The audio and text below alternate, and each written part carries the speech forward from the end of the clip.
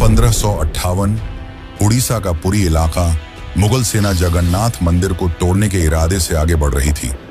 घोड़े सर पर दौड़ रहे थे, तलवारें चमक रही थीं, लेकिन जैसे ही सेना मुख्य गर्भगृह की ओर बढ़ी, एक अजीब सा तूफान उठा। सूरज की रोशनी अचानक गायब हो गई और चारों ओर अंधकार छा गया। फिर सैनिकों ने देखा कि मंदिर के अंदर से तेज रोशनी आ रही है और रोशनी के साथ एक भयानक और डरावनी चीज उनके पास आ रही है। यह दृश्य इतना भयानक था कि कई सैनिक वहीं पर बेहोश हो गए और जो बच गए वो ऐसे भागे मानो उनके सामने मौत खड़ी हो। अब आप सोचिए कि क्या यह सिर्फ एक ऐतिहासिक घटना थी या फिर सच में भगवान जगन्नाथ ने अपने धाम की रक्षा की। पुरी का जगन्नाथ मंदिर एक ऐसा स्थान जो सिर्फ भक्ति का केंद्र नहीं बल्कि अनगिनत रहस्यों की चुप दुनिया है।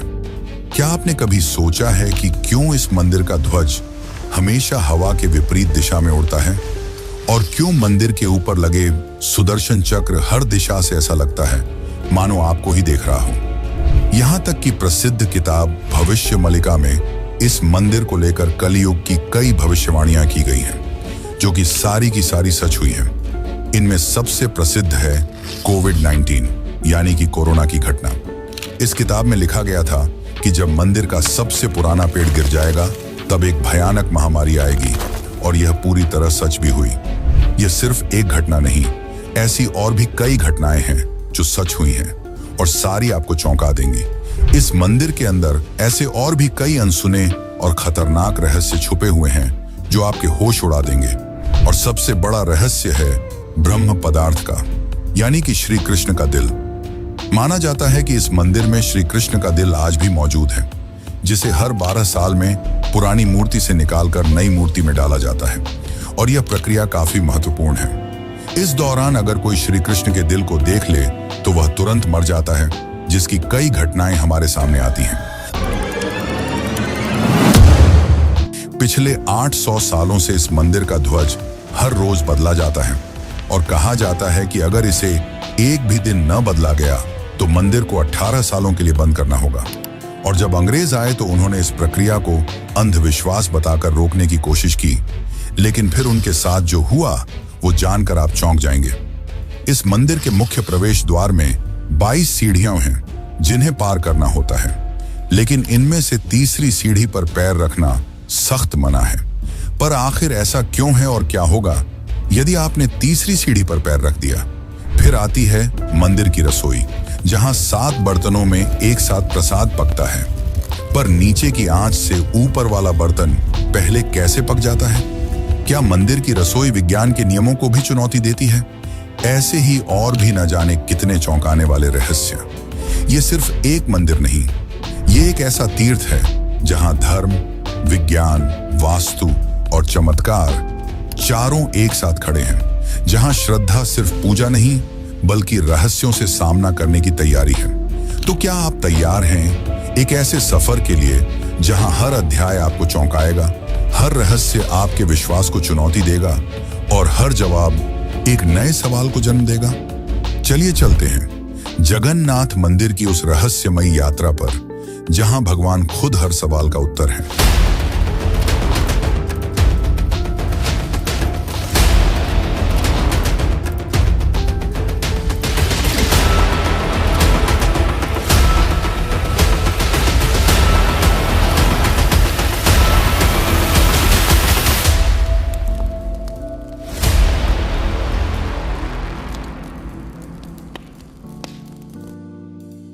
जून 2015 रात को घड़ी में 12 बजते ही पूरी शहर की बिजली काट दी गई। ये कोई साधारण बिजली कटौती नहीं थी। इस बिजली कटौती का कारण था मंदिर के गर्भगृह में चल रही विचित्र घटना। मंदिर के मुख्य पुजारी इस अंधेरी रात में अपनी आंखों पर पट्टी बांधे और हाथ में एक मोटा दस्ताना पहने हुए अपने हाथों पर एक दिव्य पदार्थ लेकर भगवान की मूर्ति की ओर बढ़ रहे थे। यह कुछ और नहीं, श्री कृष्ण का दिल था, जिसे ब्रह्म पदार्थ भी कहा जाता है। ठीक 12 साल बाद यह प्रक्रिया आज मंदिर में फिर दोहराई जा रही थी, जहां भगवान जगन्नाथ की पुरानी मूर्ति से उनके दिल को निकालकर नई मूर्ति में लगाया जाता है। ये होता है भगवान के शरीर को बदलने का। लेकिन आत्मा को यथावत रखने का अनुष्ठान। माना जाता है कि यह मंदिर दुनिया का एकमात्र मंदिर है जहां भगवान आज भी जीवित रूप में बसते हैं, और जब उनका शरीर पुराना हो जाता है तो ठीक उसी तरह नया शरीर दिया जाता है जैसे कोई आत्मा नया जन्म लेती है। कहते हैं इस ब्रह्म तत्व को आज तक किसी ने नहीं देखा, और जिसने भी देखने की कोशिश की वो जिंदा नहीं बचा। नवकलेवर की रात जब पुरानी मूर्तियों से ब्रह्म तत्व निकालकर नई मूर्तियों में डाला जाता है, पुरी में कर्फ्यू जैसा माहौल बना दिया जाता है। पूरे शहर की बिजली काट दी जाती है, मंदिर को घोर अंधेरे में बंद कर दिया जाता है। मंदिर के अंदर होते हैं सिर्फ विशुद्ध ब्राह्मण, जिनका खानदान सदियों से यही कार्य करता आया है। उनकी आंखों पर पट्टी बांधी जाती है और हाथों पर मोटे दस्ताने पहनाए जाते हैं ताकि वे ना देख सकें और ना ही महसूस कर सकें कि ब्रह्म पदार्थ है क्या। जब यह प्रक्रिया होती है तब मंदिर की सुरक्षा सीआरपीएफ के जवान करते हैं और किसी भी व्यक्ति का मंदिर के अंदर जाना सख्त मना होता है। जब 2015 में यह अनुष्ठान हुआ था तब एक पांडे ने उस ब्रह्म तत्व को हाथ लगा दिया था, जिसके बाद वह तुरंत ही बेहोश हो गया, और जब आंख खुली तो वह मानसिक रूप से पूरी तरह अस्थिर हो गया था। तो सवाल उठता है, ब्रह्म तत्व आखिर है क्या? क्या यह कोई दिव्य ऊर्जा है? क्या यह सिर्फ विश्वास है, या सच में कोई ऐसा अविनाशी पदार्थ मौजूद है जो युगों से युगों तक जीवित है? माना जाता है कि यह ब्रह्म पदार्थ काफी ज्यादा शक्तिशाली है, जिससे लगातार दिव्य ऊर्जा निकलती रहती है और हमेशा हल्का सा कंपन महसूस होता रहता है। प्रसिद्ध इंडियन आर्कियोलॉजिस्ट प्रवीण मोहन के हिसाब से श्री कृष्ण सिर्फ एक इंसान नहीं बल्कि एक सुप्रीम बीइंग थे। उनके मुताबिक ब्रह्म पदार्थ, जिसे कृष्ण का दिल भी कहा जाता है, वह असल में एक आर्क रिएक्टर है, यानी कि एक ऐसा डिवाइस जो भयंकर स्तर की ऊर्जा उत्पन्न करता है। उन्होंने यह तक बताया कि क्यों जगन्नाथ की मूर्तियों को लकड़ी से बनाया जाता है। उनके अनुसार लकड़ी बिजली को कंडक्ट नहीं करती, जिस कारण वह ब्रह्म पदार्थ से निकलने वाली इलेक्ट्रोमैग्नेटिक एनर्जी को रोक लेती है। वैसे तो माना जाता है आज तक इसे किसी ने नहीं देखा है, पर आज से करीब 50 साल पहले एक व्यक्ति ने दावा किया था कि उसने इस हृदय को देखा है। उसने कहा कि हृदय चांदी की तरह तरल बह रहा था और यही तरल लकड़ी को कमजोर कर देता है, जिस कारण हर 12 साल में मूर्तियों को बदलना पड़ता है। उस व्यक्ति ने यह तक कहा कि जब उस हृदय को प्रकाश में लाया गया तो वह चक्र की तरह घूमने लगा और जोर से कंपन करने लगा, यानी कि जब इस ब्रह्म पदार्थ को रोशनी मिलती है तो यह और भी ज्यादा सक्रिय हो जाता है, जो कि खतरनाक साबित हो सकता है। जिस कारण हर बार जब इसे पुरानी मूर्ति से नई मूर्ति में बदला जाता है तब पूरी शहर की बिजली काट दी जाती है। विज्ञान के लिए आज भी यह एक चौंकाने वाला रहस्य है जिसे कोई समझ नहीं पाया, लेकिन भक्तों के लिए यह उनके श्री कृष्ण है, उनका दिल है, जिस कारण हर दिन लाखों की तादाद में भक्त भगवान जगन्नाथ के दर्शन करने आते हैं। वैसे क्या आपको पता है कि जब श्री कृष्ण की मृत्यु हुई तब पांडवों ने उनके शरीर को जला दिया था, पर फिर कैसे उनका हृदय बच गया और वह पुरी तक कैसे पहुंचा? और इस भव्य मंदिर की रचना किसने की? आखिर कौन था जिसने बड़ी ही चमत्कारी तरीके से भगवान जगन्नाथ की मूर्ति बनाई? तो चलिए जानते हैं अब इस रहस्यमयी और रोचक घटना को, जो आपको इंटरनेट और किताबों में नहीं देखने को मिलेगी। लेकिन उससे पहले अगर आपको वीडियो अच्छी लग रही है तो इसे लाइक करके कमेंट में जय जगन्नाथ जरूर लिखें। आज से करीब 5000 साल पहले महाभारत युद्ध के पश्चात चारों तरफ केवल लाशें ही पड़ी थीं। लाखों पड़े शव और कौरवों के विनाश ने सबको झकझोर दिया। कौरवों की माता गांधारी ने इस विनाश का कारण श्री कृष्ण को बताया। उनके हिसाब से अगर श्री कृष्ण चाहते तो यह युद्ध होता ही नहीं, पर उन्होंने ऐसा नहीं किया, जिसके कारण क्रोधित होकर गांधारी ने कृष्ण को श्राप दिया, गिना, जिस प्रकार मेरे वंश का विनाश हुआ है ठीक उसी प्रकार तुम्हारे भी वंश का विनाश हो जाएगा। इस श्राप के 36 साल बाद जब एक दिन श्री कृष्ण जंगल में विश्राम कर रहे थे, तब एक शिकारी ने उन्हें हिरण समझकर उन पर तीर चला दी, और जैसे ही तीर श्री कृष्ण के पैरों पर जाके लगी, उन्होंने इस लोक को छोड़ दिया और मृत्यु को स्वीकार किया। और माना जाता है कि उनके मृत्यु के साथ ही पूरी द्वारका नगरी पानी में समा गई, जिससे उनका पूरा वंश समाप्त हो गया। माना जाता है कि जब शिकारी ने उन्हें गलती से मारा तो उसे बहुत पछतावा हुआ और उसने श्री कृष्ण से माफी मांगी, पर श्री कृष्ण ने बताया कि ये मेरे ही कर्मों का फल है। उन्होंने समझाते हुए कहा कि पिछले जन्म में तुम महान वानर राजा बाली थे, जिसे मैंने ही राम अवतार में छल से मार दिया था, और उसी कारण आज तुम मेरे मृत्यु का कारण बने। माना जाता है कि जब श्री कृष्ण की मृत्यु की खबर पांडवों को मिली तो उन्होंने पूरे रीति रिवाज से श्री कृष्ण का अंतिम संस्कार किया, और जब उनके शरीर को जलाया गया तो उनका पूरा शरीर पंच तत्वों में विलीन हो गया, परंतु उनका हृदय बच गया और जलने की बजाय और भी अधिक ऊर्जा से धड़कने लगा। इसी हृदय को बाद में ब्रह्म पदार्थ कहा गया। अर्जुन ने इस हृदय को लकड़ी के मंच पर रखकर नदी में बहा दिया। काफी लंबे समय तक बहने के बाद यह ब्रह्म पदार्थ उड़ीसा के समुद्र तट पर पहुंचा। उस समय उस तट पर सबरा जनजाति समुदाय के लोग रहा करते थे। उस जनजाति के मुखिया विश्ववसु ने जब इस ब्रह्म पदार्थ को देखा तो वे इसकी ऊर्जा और दिव्य प्रकाश से प्रभावित हो गए। उन्होंने तुरंत ही पहचान लिया कि यह भगवान के ही रूप हैं, और उन्होंने इसे नील माधव के रूप में पूजना शुरू कर दिया। उसी समय मालवा के राज्य में राजा इंद्रद्युम्न राज्य किया करते थे। वे भगवान विष्णु के काफी बड़े भक्त थे। एक दिन उन्होंने नील माधव के दर्शन करने की इच्छा व्यक्त की और उन्हें ढूंढने लगे, और यही आगे चलकर जगन्नाथ के निर्माण की आधारशिला बनी। जैसा कि मैंने बताया, राजा इंद्रद्युम्न विष्णु के परम भक्त थे, और एक रात स्वयं भगवान विष्णु उनके सपने में आए और उन्हें कहा कि वे उनकी दिव्य मूर्ति नील माधव को ढूंढें और उनके लिए एक भव्य मंदिर का निर्माण करें। श्री हरि विष्णु ने उन्हें यह भी बताया कि यह ब्रह्म पदार्थ उन्हें नीलांचल पर्वत में मिलेगा, जिसके पश्चात राजा ने अपने ब्राह्मण पुजारी विद्यापति को आदेश दिया कि वह इस मूर्ति को ढूंढ निकाले। विद्यापति कई दिनों तक नीलांचल पर्वत के अलग हिस्सों में इसकी तलाश करते रहे, और तब जाकर अंत में उन्हें पता चला कि इस मूर्ति को आदिवासी मुखिया विश्ववसु ने एक गुफा में छुपा कर रखा है, और वे दिव्य रूप से उसकी पूजा करते हैं। जब विद्यापति ने इसके दर्शन करने की अनुमति मांगी, तब विश्ववसु ने यह कहकर मना कर दिया कि यह उनके जाति का निजी मामला है। जिसके बाद विद्यापति ने चालाकी दिखाई और विश्ववसु की पुत्री ललिता से विवाह कर लिया। अब विद्यापति ने ललिता की मदद से विश्ववसु को मनाया और वे उस गुफा की ओर चल पड़े।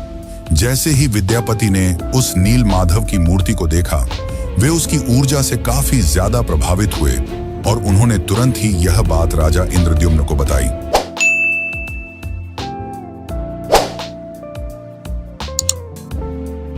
लेकिन जब राजा इंद्रद्युम्न वहां पहुंचे, तब तक विश्ववसु ने वह मूर्ति वहां से हटा दी थी, जिससे राजा काफी उदास हो गए और अपने महल लौट आए।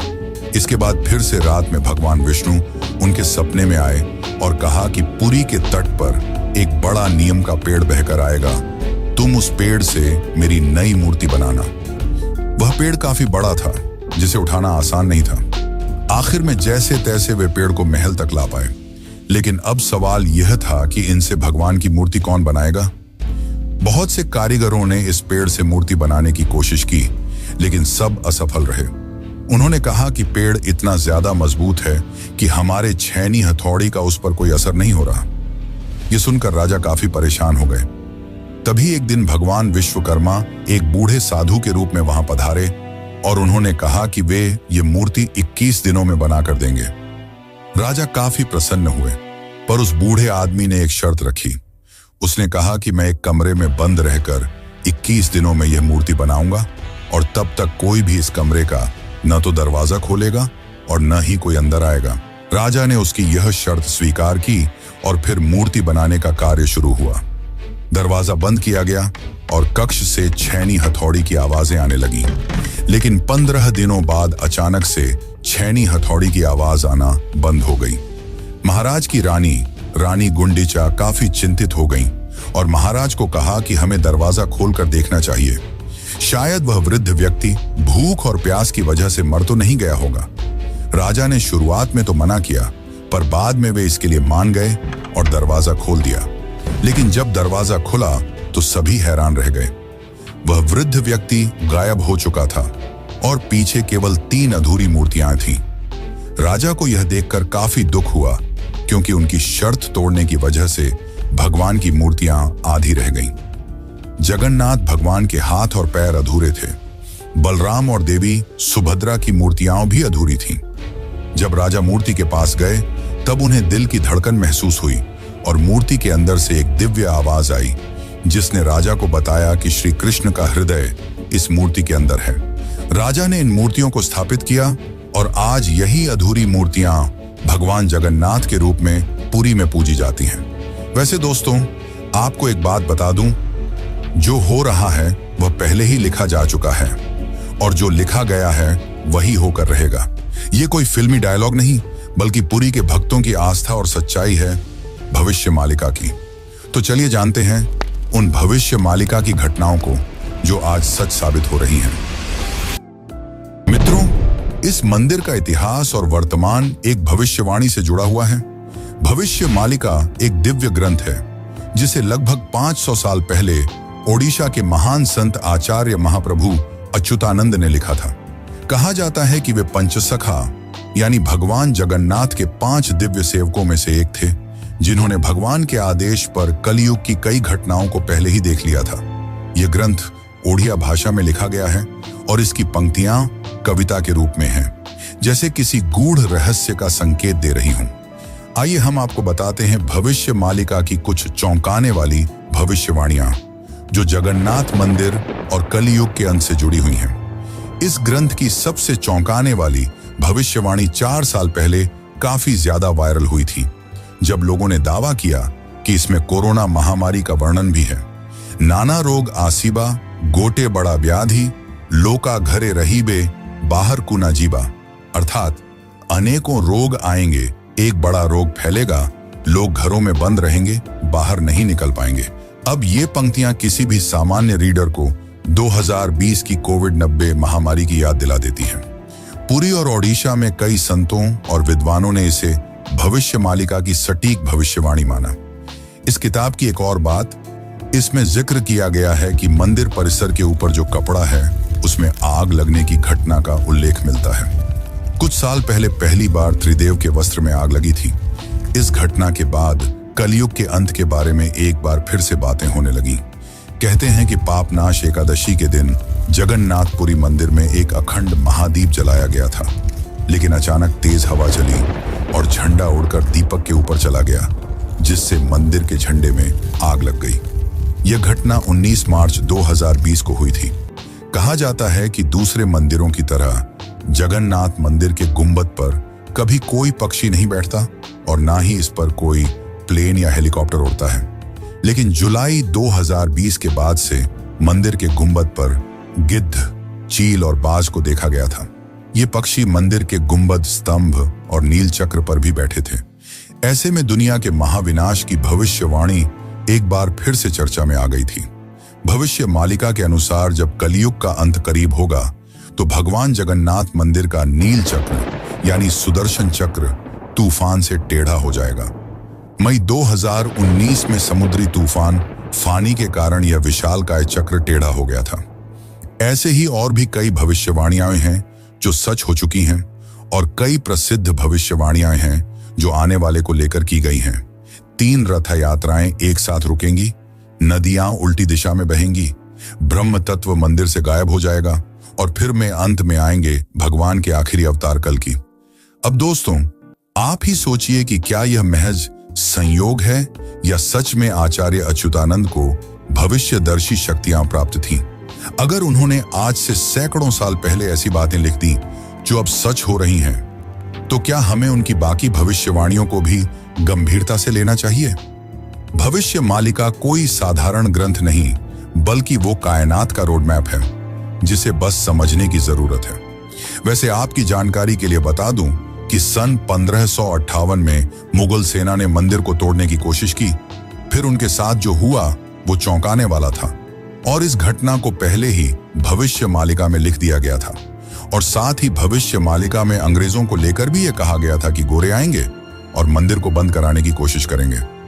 तो चलिए अब जानते हैं कि जब मुगल सेना ने मंदिर पर आक्रमण किया तो क्या हुआ और कैसे ब्रिटिशर्स ने भक्तों की श्रद्धा को अंधविश्वास बताकर मंदिर को बंद करने की कोशिश की। लेकिन उससे पहले चैनल को सब्सक्राइब जरूर कर लें। यह आपके लिए तो फ्री है, पर इससे हमारी काफी मदद हो जाती है।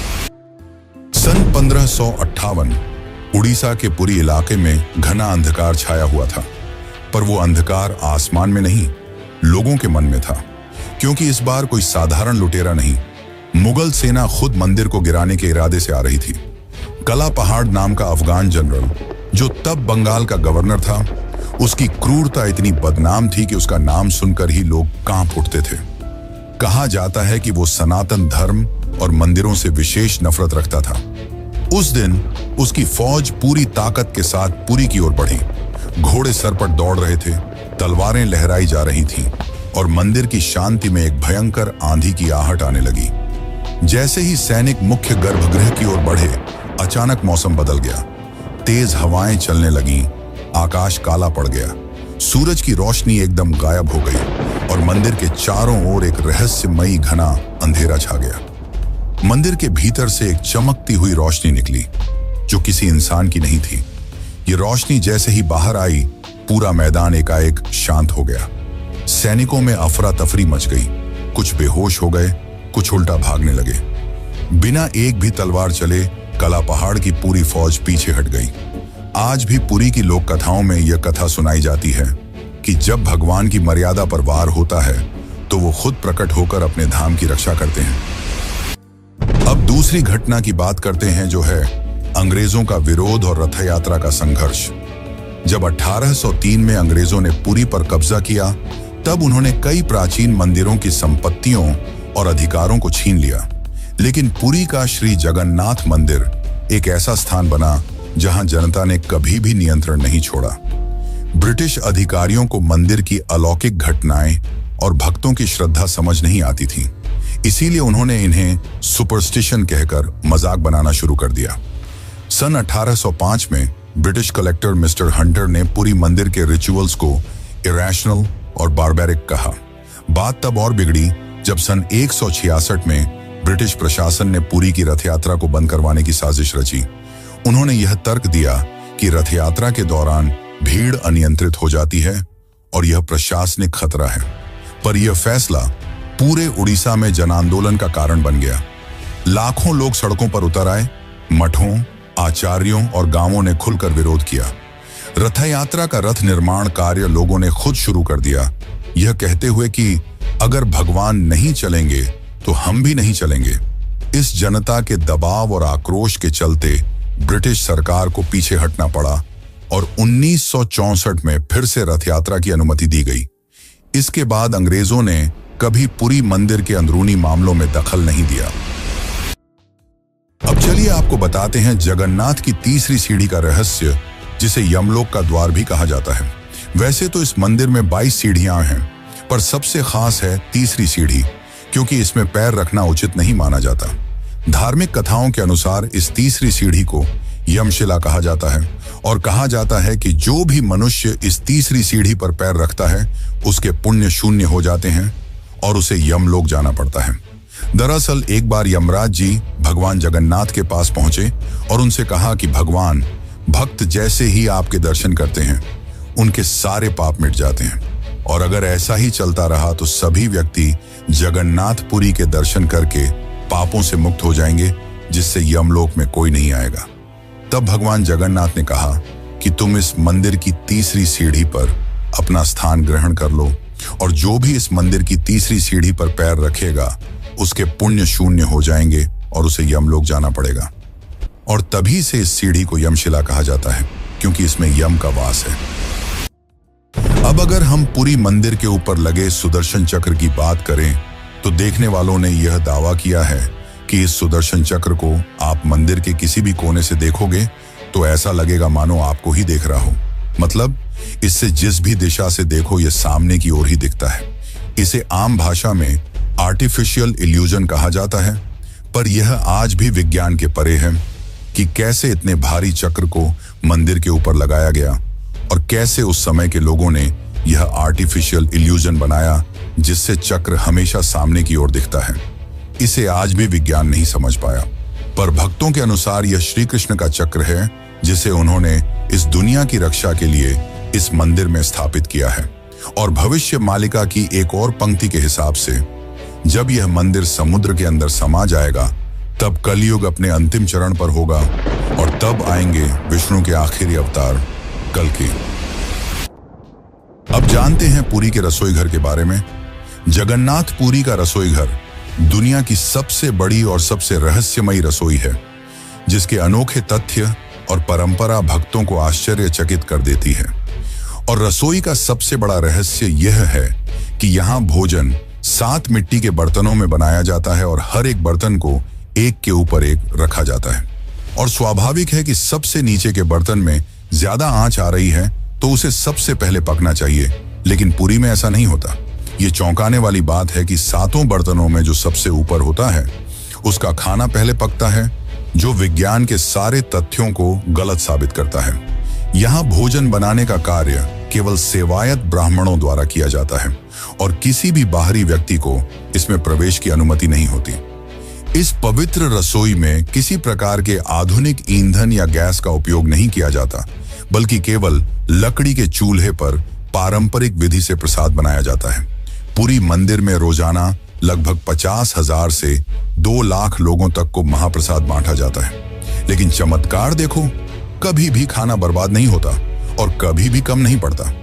मान्यता है कि मां लक्ष्मी स्वयं प्रतिदिन रसोई में आती हैं और रसोई के सेवकों को अंतः प्रेरणा देती हैं कि आज कितनों के लिए प्रसाद तैयार करना है। ये सिर्फ परंपरा नहीं, सदियों से चलती लीला है, जिसे आज तक कोई इंसानी गणित नहीं समझ पाया। एक और चौंकाने वाली बात तो यह है कि इतने बड़े किचन में, जहां 500 से ज्यादा रसोइये और सेवक काम करते हैं, जहां हर दिन सैकड़ों क्विंटल अनाज, सब्जियां और मसाले इस्तेमाल होते हैं, वहां न कोई बदबू होती है, न ही कोई मक्खी। कहा जाता है कि यह अग्निदेव और माता लक्ष्मी की कृपा है, जो इस रसोई को हर प्रकार की अशुद्धि से दूर रखती है। 18वीं सदी में मराठा शासनकाल के दौरान एक बार एक अधिकारी ने रसोई के चमत्कार को अंधविश्वास बताते हुए जानबूझकर बर्तनों की संख्या बदलने का आदेश दिया। लेकिन इसके बावजूद उस दिन भी पुरी में महाप्रसाद एकदम सटीक बना, न एक दाना कम, न एक दाना ज्यादा। इसके बाद अधिकारी ने रसोई में दोबारा हस्तक्षेप न करने की कसम खा ली। वैसे तो दोस्तों, ऐसे और भी कई चौंकाने वाले रहस्य हैं, पर उन्हें एक ही वीडियो में बता पाना नामुमकिन है। इसलिए चलिए चलते हैं आखिरी अध्याय की ओर। लेकिन उससे पहले, अगर आपको यह डॉक्यूमेंट्री अच्छी लग रही है तो कमेंट में जय जगन्नाथ जरूर लिखें। कभी कभी जीवन में कुछ चीजें ऐसी होती हैं जिन्हें न तर्क से समझा जा सकता है और न ही विज्ञान से परखा जा सकता है। पुरी के श्री जगन्नाथ मंदिर का हर पत्थर, हर कोना हमें एक ऐसी दुनिया में ले जाता है जहां भक्ति और बुद्धि, विज्ञान और विश्वास, संघर्ष और समाधान सब एक साथ चलते हैं। जगन्नाथ केवल भगवान नहीं, एक चेतना है जो हमें यह सिखाते हैं कि जब विज्ञान चुप हो जाए तो श्रद्धा बोलती है। तो अब सवाल यह है, क्या ये सब केवल संयोग है या कहीं ना कहीं कोई ऐसी शक्ति है जो इन सबको संचालित कर रही है? आप क्या मानते हैं? क्या आपने कभी इन रहस्यों को खुद महसूस किया है? अगर हाँ, तो ये वीडियो सिर्फ जानकारी नहीं, बल्कि आपकी अपनी यात्रा है, श्रद्धा से रहस्य तक। और ऐसी ही एक यात्रा है केदारनाथ धाम की, जो जगन्नाथ की तरह ही 4 धामों में से एक है। और अगर आप केदारनाथ धाम की यात्रा पर चलना चाहते हैं तो यह वीडियो जरूर देखें। धन्यवाद।